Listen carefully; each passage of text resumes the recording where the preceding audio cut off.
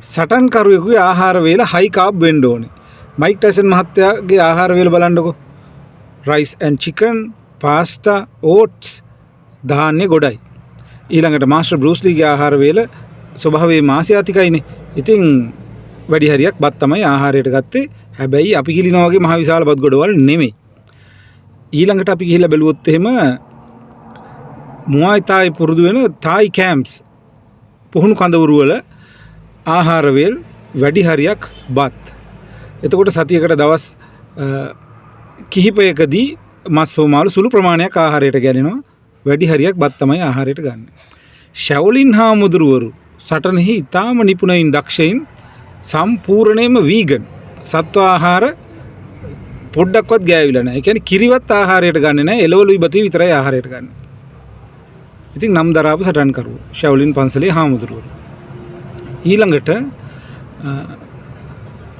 දැන් යුරෝපයේ පැත්තට ගිහිල්ලා බලපුවම ග්ලැඩියේටර්වරු ඉන්නවනේ. මේ ග්ලැඩියේටර්වරුන්ගේ ආහාර වේලත් වැඩි හරියක් ධාන්‍ය. ගොඩක් තිරිඟු වලින් හදපු ආහාර තියලා තියෙන්නේ. සතියට දවස් කිහිපයක් මස් තිබිලා තියෙනවා. නැත්නම් දවසකට එක වේලක් ඉතා කුඩා ප්‍රමාණයක් මස් තිබිලා තියෙනවා. ඉතින් ප්‍රධාන වශයෙන් ධාන්‍යමය ආහාරයෙන් තමයි යැපිලා තියෙන්නේ.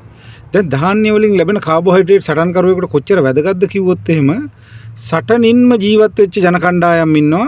ඒ තමයි වයිකින්වරු. වයිකින්වරු ජීවත් වුණේ වගාවට ඊටාම දුෂ්කර දේශගුණයක. ඔය ස්කැන්ඩිනේවියාව පැත්තේනේ. ඉතින් හරිම සීතල කර්කශ දේශගුණයක් තියෙන වගාවට හරිම අමාරුයි. ඒ තත්ත්වය යටතේත් මේගොල්ලන් වගා කරලා තියෙනවා රයි, මිලට්, බාර්ලි වගේ ධාන්‍ය වර්ග. ඒ වයින් හදපු පාන් එක්ක මුහුදු මාළු තමයි ප්‍රධාන වශයෙන් ආහාරයට අරන් තියෙන්නේ.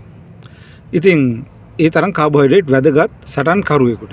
ඉතින් සටන්කරුවෙක් විදියට පුහුණුව ලබනවා නම් සටන් ක්‍රීඩාවක නිරත වෙනවා නම් හොඳ කාබෝහයිඩ්‍රේට් ප්‍රමාණයක් ඔයාගේ ආහාරයේ අන්තර්ගත වෙන එක ඉතාම වැදගත් වෙනවා.